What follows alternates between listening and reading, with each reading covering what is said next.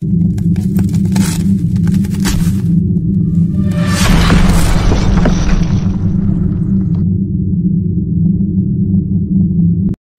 bölüm 13. kısım. Soğuk bilezük. Esselamu aleyküm ve rahmetullahi ve berekatuhu. Tövende İslam çakarları grup tayyorlagan hicret tarihlerinden Soğuk bilezük namlıq eserini anlatışını başlayınız. Endi men ve menden başka 5 qarindishimning qechish ishlarini so'zlab beray. İlgirki qismda so'zlangan tarixni azroq eslaymiz. Shundoq bo'lganda bu qismni tushuna olamiz. Men bu 3. rayonda yolg'iz qoldim. Chunki bu 5 balnimi 2 va 1 rayonga yutkab ketgan edi. Meningcha o'qirmanlar bu turmaga oldin kelib yerlashgan 7 odamning qisqacha tarixini azroq bildi. Shundaqdimi men bularni yanada inchik tunishtiraman. Chunki bu 7 odamdan biri shu turmalarda shahid bo'ldi. İkisi turmadan qochib izzat makoniga bordi va ularning biri shahid bo'ldi. Lekin bularni deyishdan burun bu turmaga 7 odamdan burun kelgan 5 odamning ish izlarini azroq so'zlab beray. Amaliyotda bu 5 odamdan biri hozirmi bu turmada asir, yana biri qochib qutulgan. Hozir nadaligini bilmayman. Boshqa 3 kishi Xitoyga qaytarilib ketdi. Asli bu 5 qahramonning tarixini o'zidan anglagan bo'lsak, texmi ishonchlik bo'ladi. Bularning orasidagi Ömer turmadan qochib qutulgan bolalarning biri. Hozir Turkiyadami yoki boshqa yerdami bilmayman. Bu yigitning oila ishi menga bekmi ma'lumliq. Chunki esingizda bo'lsa, men bu asarning 1-bo'limining 21-qismida so'zlab o'tgan shahid do'stim, haliqi Malayziyadan bir qitim Xitoyga qaytarilib, keyin yana hijrat qilib toki shahid bo'lguncha jihad qilgan shahid do'stim. Men uning ayol bolalarini tunji bo'lib $3000 turmadan qochirib Malayziyaga olib bergan bola shu. Esingizda bo'lsa kerak. Men uning ayolini qutqizib bo'lganda, u boshqa ayollarni ham qutqizishini degan edi. Men bormayman desam, u agar sen qo'lingdan kelib turib qutqizmasang, keyin Xitoyga qaytarilib ketsa qanday qilasan degan edi. Tova, rost degandek bu ehtimollik amaliyot yuz berdi. Bu ish dal shu Ömer bilan munosabatlik edi. Bu ish mundaq bo'lgan. Bu asarning 1-bo'lim 23-qismini so'zlab o'tgan yerdagi men ko'p ayollarni turmadan qochirib, oxirgi qolib qolgan ayollarni qochirib elib ketish uchun kelganda ular kechikib qolgan edi. Shundaqdimi men bu ayollarni mashinaga silib mengabassam yo'lda qatnashsaq bizni tutib olgan edi. Esimda qilishcha shu vaqtda men bilan tutilgan ayollar 5 atrofida, kichik bolalar 7 atrofida edi. Saqchilar meni turmaga elib ketgandan keyin bu ayol bolalarni saqchilar qochgan turmaga olib qo'ygan ekan. Keyin ular turmada xeyli uzun turibdi, lekin ularni hech kim qutqizib chiqmabdi. Baxtga qarshi ulardan 4 ayolni Xitoyga elib ketibdi. Bularning biri dal Ömerning onasi edi. Hatto Ömerning dadasi mo Xitoyga qaytarilib ketibdi. Men bularni keyin angladim va ko'nglim bak yerim bo'ldi. Nemishqa men ummatining shiri deb o'ziga tamanno qo'ygan shuncha ko'p muhojir yigitdan mening o'rnimni bosqidek odam chiqmadi. Bularni Allohga shikoyat qilaman. Endi qolgan 4 kishining biri Asadulloh Qorim. Qur'onni o'zi ustozsiz yodga olgan ekan. U arabcha biladi. Hayotini Xitoyga qarshi harakat qilish uchun tayyorlik bilan o'tkazgan. Talantli chambash yigit edi. Uning mushlish mahorati xilil ustun bo'lib, badan muskuli obdanla taraqqiy qilgan edi. To'limi afsus, u Xitoyga qaytarilib ketgan ekan. Uning qilgan bu so'zi doim quloq tuvimda jaranglaydi. Biz har vaqt mavjudligimizni isbotlab turishimiz kerak. Bo'lmas kofirlar bizni ko'zga ilmaydi, ham bizdan qo'rqmaydi. Shunga biz ularga davomli dushmanligimizni bildirib turishimiz kerak, deydi. Hozir tor dunyosida ko'p da'vo qilingan bir so'z bor.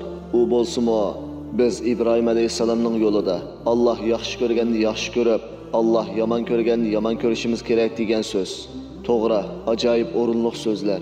Ammo yashab boqmagan hayotni so'zlash har odamga oson ekan. Bu 5 kishining 3-chisi bo'lsa, yoshda azroq to'xtalgan, to'limi tamkin va oq ko'ngil akash edi. Afsus, bu akash Xitoyga qaytarilib ketdi. Bularning 4-chisi bo'lsa, badan va bo'y shaklida menga ajoyib o'xshaydigan yigit Mustafa edi. Men bu turmaga kelgan kunning 2-kundan boshlab 10 kun Mustafa bilan birga kamerada turgan edim. U bekmi chiqishqoq yigit edi. Biz ko'p mungdashgan edik. U vatanda remontxona ichib, hijrat yo'lini izlanib ko'p qiyinchilik bilan hijrat qilgan ekan. Afsus, u manzilga yetolmay Xitoyga qaytarilib ketdi. Barcha qarindoshlarimga Allohning rahmatini tilayman. Sizmi duo qilib qo'ying, ey o'qirman do'stim. Endi qeyb qolgan oxirgi bir kishi bo'lsa, hozirgi turma hayotini davom qilyotidi. Asli bularning tutulush va qechish tarixini bu qarindishimiz o'z og'zi bilan so'zlab bergan bo'lsa, bekmi yaxshi bo'ladi. Lekin hozir menda u qarindishimning aloqasi bo'lmag'ach, men bu 5 kishining shulardan anglagan ishni qisqa so'zlab beray.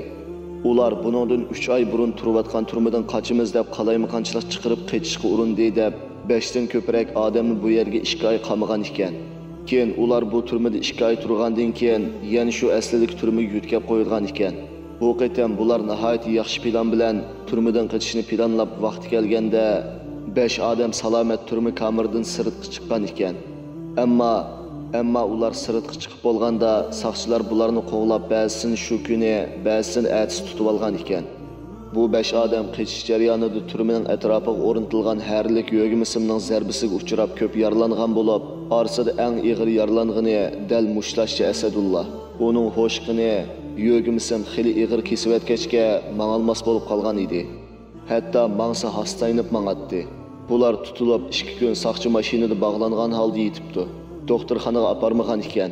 Bu jarayonda zaxmlangan o'rindan qon ko'p chiqib ketgachga bolalar holsizlanib ketgan ekan. Ular sotlanib turmadan qochgan degan jinoyat bilan 2 oy cho'ng turmaga solinibdi. Mana bu jarayonda men bular bilan ko'rishdim. Men bularning tarixini faqat mushunchalik asli oldim.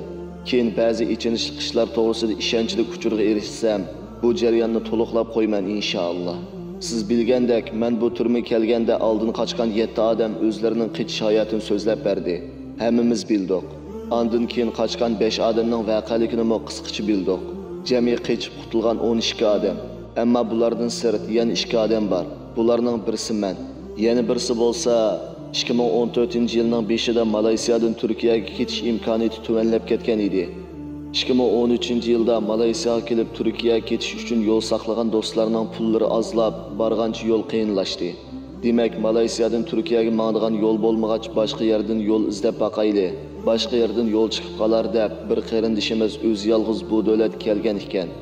Shu sababdan chegarada yolg'on pasport va yolg'on tamg'a ishlatgan degan jinoyat bilan 1 yil 6 oylik turma jazosi bilan o'z yolg'iz turayotgani 1 yildan oshgan ekan. Bu akash inshaalloh o'zining tarixini keyingi kunlarda so'zlab berishi mumkin. Men eng yaxshi ko'radigan odamlarning biri bu akash. Uningga Alloh rahmat qilsin. Amin. Gapimni yig'inchoqlasam, men kelib taxminan 20 kundan keyin bu turmadan 6 odam qo'yib berildi. Ular chiqib ketgandan keyin saqchilar meni bizning bolalar urushgan rayonga yolg'iz yo'tkizdi. Bu rayonda mendan boshqa Uyg'ur yo'q edi. Boshqa Uyg'ur bolalar 2 va 3 rayonlarda edi. Men boshqa bolalar bilan xat orqali yoki 2 haftada bir qatam saqchining yo'l qo'yish bilan 2 rayonga borsam ko'rishalaydim. Men bu 1-rayonda taxminan 15 oy turdim. Bu yerda turgan kunlarimda yinimda pul yo'q edi.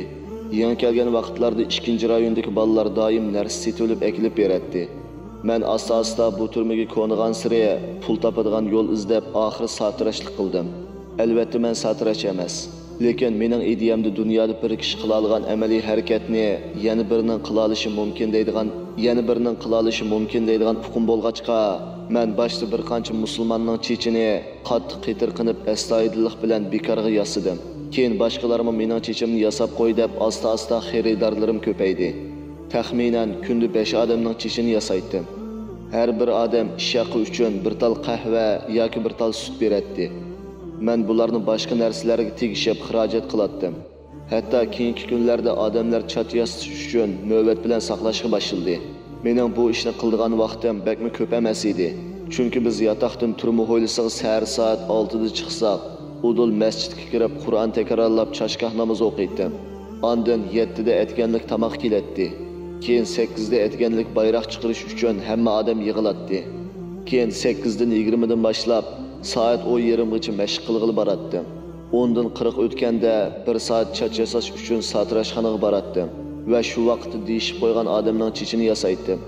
Soat 12 da tushlik tomoq kelsa yeb bo'libli munchiga tushib masjidga berib peshin namozini o'qiydim. Peshindan keyin 1 soat maydonda boshqalar bilan yuguraydim. Soat 2 dan boshlab boshqa tillarda darsim bor edi. Soat 4 bo'lganda kechki tomoqni yeb yotoqqa kirib ketdik. Men asr namozini o'qib, shomgacha Qur'on yodlaydim. Turma hayoti nihoyat aldirash o'tadi. Kiyim yuyish ishini ba'zida shomdan keyin, ba'zida kechida bir taldan yuyib olatdim. Kunlar mushundaq aldirash o'tgachga vaqtning qandoq o'tganini bilmayli qolatdim. Hatto meni qo'yib berganda bu turmada 18 oy turganimga ishongim kelmagan edi. Men turmada yolg'iz turgan bo'lsam-mo, qat'iy zerikishlik his qilib boqmagan edim. Bu yer boshqa bir dunyo edi. Bu yerda yolg'on gap oqmaydi. Hamma odam ig'izdan chiqqan gibiki cho'qim amal qilatdi. Hamma narsaning qimmati bor edi. Kecha Allohga yig'lash va duo qilish bilan o'tadi. Kunduz bo'lsa, mana mushundaq aldirashchilik bilan odamlar bir-biriga yordam qilsam deb yuradi. Majburiy ishlashdan boshqa tirishsangiz pul topa oladingiz. Mening majburiy ishlashimni Alloh yordam qilib, 2-rayondagi bolalar $100 yo'q qilib etgan edi. Men majburiy emgakka bormaydim. Shu mening kunim bekmi tartiblik edi. Agar yarim soat bekor o'ltirib qolsam, cho'qim badal to'lash kerak edi. Hatto bugungi dars o'zimga o'tmasa, 3 kun tomoqni bir vaqt yeb o'zimni jazolaydim. Bu qitimliq anglitishimiz mush yerda oxirlashdi. Keyingi anglitishimizni ko'rishgacha Allohga omonat.